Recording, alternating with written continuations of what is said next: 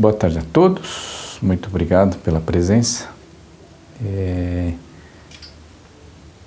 Nós estamos no mês de outubro, né? Mês da revelação divina. Então, esse ano, a partir do dia 26, né? A gente fala ano 185. No cristianismo é 2022, mas na Tenique hoje a gente fala 185. Diferença grande, né? Bem mais jovem, né? Ou bem mais novo. Como o senhor está falando, né? Dia 16 de outubro nasceu o filho da Amy e do Yuri, Léo, né? Léo Mizoguchi Idol. Isso. Nasceu com 3 kg 540 gramas com 51 centímetros. 49 centímetros ou 46. 49. Nasceu com saúde, né? Menino, né? Então, gratidão, né? Os pais estavam bastante contentes, tanto a Amy como o Yuri, e os avós, né? A Naidinha, Seiko, né? Eu, todos os tios, né? Muito contentes. Só que eu acho que é uma responsabilidade, né? Daqui para frente, todos, né? Mês de outubro, a revelação divina, né? Vamos falar um pouquinho disso. É onde tudo começa, né? A questão do ensinamento, né? Começa a partir desse dia. Se a gente se colocar na época, né? Você imagina, 185 anos atrás, principalmente no Japão, né? Onde se dominava o império, né?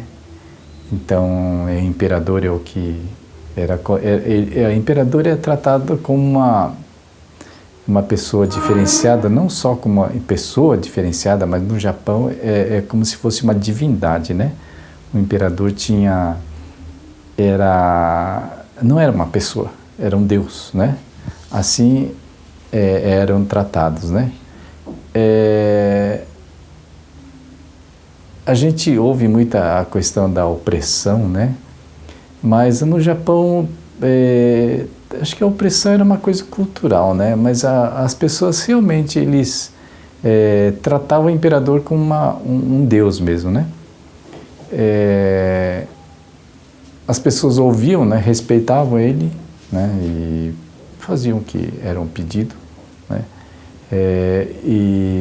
Então era assim, não só o imperador, mas como todos os agregados, né? A família eram diferenciadas, né? Todos como é que fala? Os governantes, digamos assim.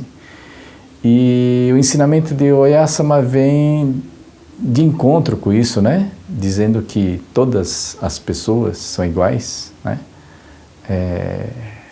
Tanto os governantes, né? Então falava os superiores, né? Como os demais, todos tinham as almas iguais, né? Todos homens e mulheres, né?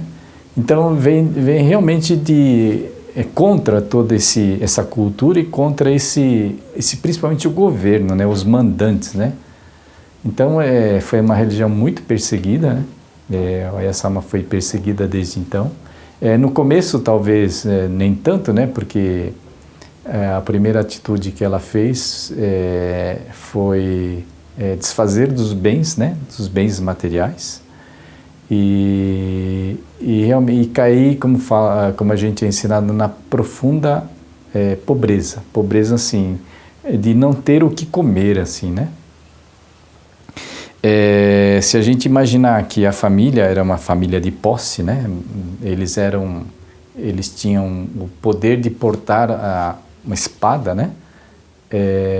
Já não era mais a época de samurai, mas a família acho que tinha esse como é que a gente pode dizer? Não é poder, privilégio, né? Coisa assim,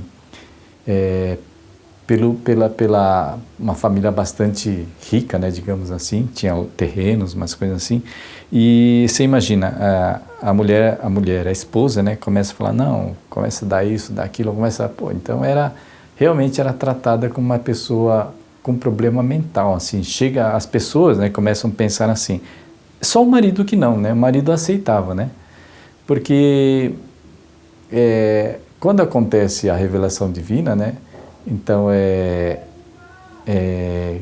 as pessoas tinham um problema de saúde, chama um cara lá para benzer isso, aquilo, e ele faz ele recebe, né, ele ouve as divindades, coisas assim, e aí, não vou entrar em detalhes, mas ele tinha prometido, né, aceitado que Deus tomasse Oyasama como sacrário, né?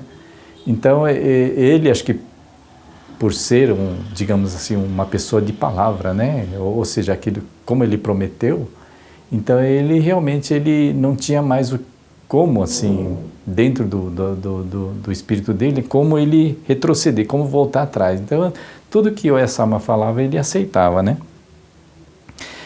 A gente é ensinado que, no caso de Oyasama, né, a questão de ser sacrário, o corpo Oyasama, né, é uma mulher, né, na época ela tinha 41 anos, né, mas o espírito, né, o kokoro que a gente fala, era de Deus. Então, a partir da boca de Oyasama, das atitudes de Oyasama, se mostrava, Deus transmitia, né, a partir disso. Então, a questão de desfazer os bens, não foi Oyasama simplesmente que ela queria fazer isso, não. É Deus que, de uma certa forma, fazia com que ela agisse dessa forma, né? Só que isso não é um dia, 2 dias, um mês, um ano, é uma coisa que durou 20 anos, a questão de desfazer, né, dos bens materiais, demorou 20 anos. Então, nesses 20 anos, era uma religião assim, por mais que ela ensinasse as coisas, era uma religião desconhecida, assim, né? E depois disso que começa a aparecer os primeiros milagres, né? Então, os primeiros milagres que ela começou a acontecer foi do parto feliz, né? A gente é ensinado assim, o parto feliz é porque naquela época a medicina praticamente era bem atrasado, né, em relação a hoje, e muitas mulheres sofriam muito, né? A questão do parto, tinha muitas pessoas que morriam por isso, né? E então os primeiros milagres que ela faz, que acontece do parto feliz, e depois tinha a questão outros, né? Começaram a vir outros em seguida, e aí sim, então essa passou a ser conhecida, né? E a doutrina, né? O ensinamento dela também passou a ser conhecida, né? E aí então aí começam todas as perseguições, né? A ponto de todo esse ritual que a gente fez hoje simplesmente era proibido, né? Não podia fazer. Se fizesse, os policiais vinham e prendiam o Oyasama, né? Então, eu até lembrei que uns tempos atrás, né, 2020, né, 2019, 2020, por causa da pandemia, todas as igrejas foram fechadas, não podia reunir, não podia, mesmo a Tenikyo não podia fazer essa cerimônia que a gente está fazendo hoje, né? Praticamente todas as igrejas não fizeram o mês de abril, né? A maioria não fez, né? Simplesmente não fez a cerimônia, né? As pessoas só reuniram a família e só fez, não utilizou os instrumentos, né? Aqui em casa mesmo, acho que a gente, em casa é um fukyosho, né? Mas a gente também acho que não utilizou, não lembro, né? Mas acho que só ficou eu e a Seiko só, né? Mamãe, acho que ninguém veio, né? Foi tudo online, né? Então, deu para sentir um pouquinho essa questão da perseguição, né? Como que é a imposição governamental, né? Tudo bem que existia uma pandemia, ninguém sabia o que estava acontecendo, mas foi uma ordem do governo, né? Não foi uma coisa que o governo falou, não pode reunir, né? E aí teria multas, as igrejas teriam umas multas pesadas e, né? Não só as igrejas, como todas as entidades, né? Turismo, escolas, tudo teve que fechar, né? Privadas ou públicas, né? Então as privadas teriam as multas, né? Então, aí deu para acho que sentir um pouquinho como que é a questão dessa ordem, né, governamental, né, e como que era também na época de Oyasama, né. Do que eu ia falar mesmo? Bom, isso é a revelação divina, né, da questão da revelação divina.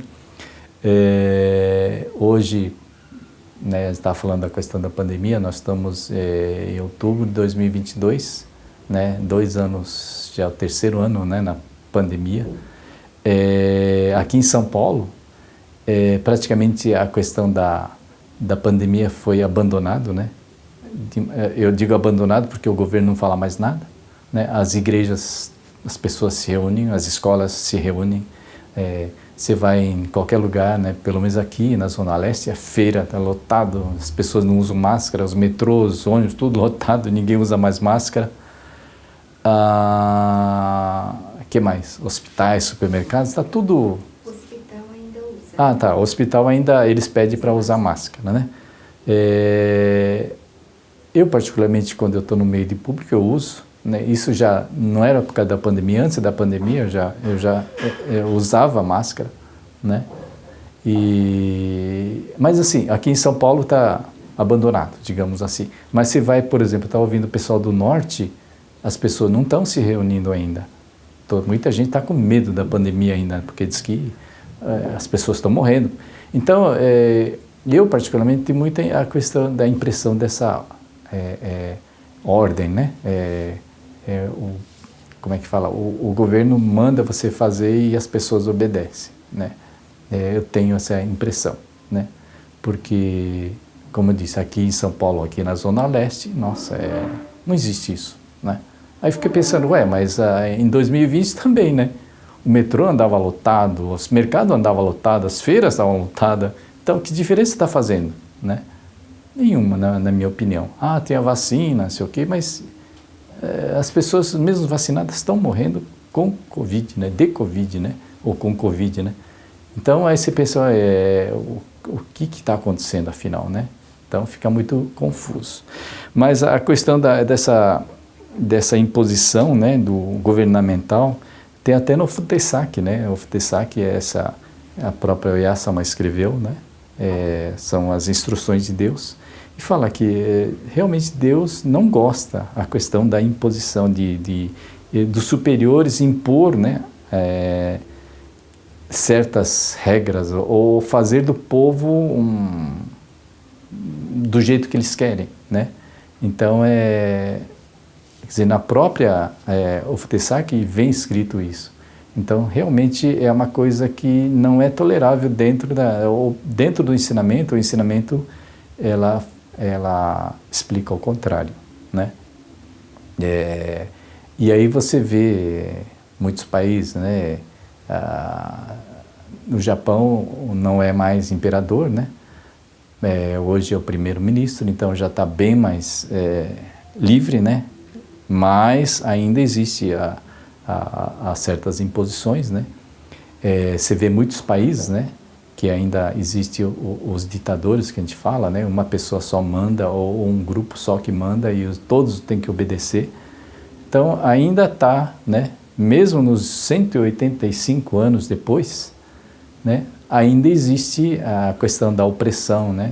Desses grupos que dominam e que fazem do povo à vontade, né?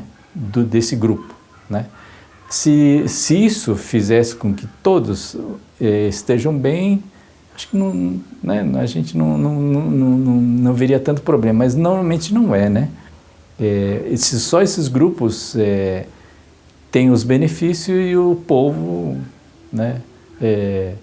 Não tem as mesmas condições, né? A mesma igualdade, como se pelo menos o ensinamento de Oyasama sempre se pregou, né, dessa forma.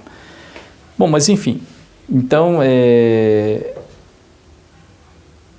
esse ensinamento é um ensinamento que você vê, naquela época, não digo que é uma coisa contemporânea, uma coisa assim que mudou, né, ou era um pensamento diferente dos demais, não é bem isso, já acho que muitas líderes pensavam dessa forma também, mas enfim, esse ensinamento veio exatamente para certificar ou para dizer que realmente essa é a melhor forma, né? Que nós devemos viver, né? Viver ou tratar as outras pessoas, né? Então, a gente lembrar disso, né? Sempre se utilizando, né, esse ensinamento como uma forma de a gente agir. Eu acho que assim a gente teria um mundo melhor. Tá bom? Então tá acabando o vídeo também. Muito obrigado a todos por hoje.